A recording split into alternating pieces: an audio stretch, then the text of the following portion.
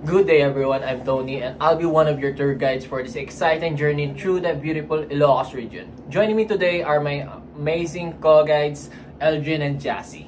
Hello travelers, I'm Eldrin and we're so thrilled to take you across three must-see destinations here in Ilocos, filled with culture, history, and natural beauty. Hi everyone, I'm Jassy and we hope you're ready to make unforgettable memories. Our stops include the historic city of Vigan, the breezy beach of Pagudpod, and the vibrant city of Lawag. Welcome to Vigan, a UNESCO World Heritage City. Did you know Vigan is one of the best preserved Spanish colonial towns in Asia? These cobblestone streets and ancestral houses date back to the 16th century. Make sure to snap photos with iconic Calesa and don't miss the Vigan Cathedral Plaza, Salcedo, and the famous dancing fountain show at night.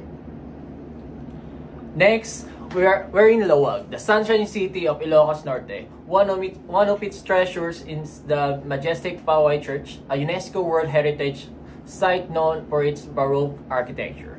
And for thrill seekers, the La Paz Sand Dunes is the perfect spot for 4x4 rides and sandboarding.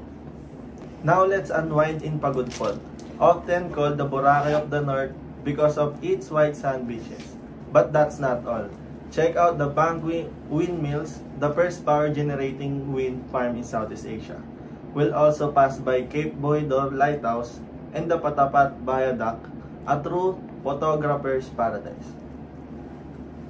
Vigan's Binatbatan Festival happens every May. It's colorful and full of street dancing. In Lawag, don't forget to try Ilocos Empanada and Bagnet. Crispy, flavorful, and unique Ilocano.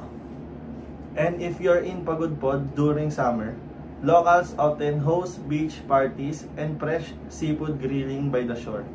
Some resorts even offer promo rates for group travelers. Always bring sunblock, a refillable water bottle, and wear comfortable clothing. Ilocos can get hot and sunny. When visiting churches and heritage sites, wear modest outfits and avoid loud behavior. Locals appreciate respectful tourists. Best months to visit, November to May, dry season with lots of events. And always follow your guide's instruction to stay safe and maximize your time. We hope you enjoyed this unforgettable Ilocos adventure with us. From cobbled streets to sandy shores, there's always something special waiting for you here.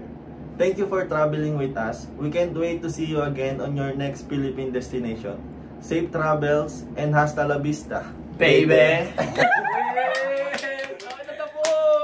Tapos!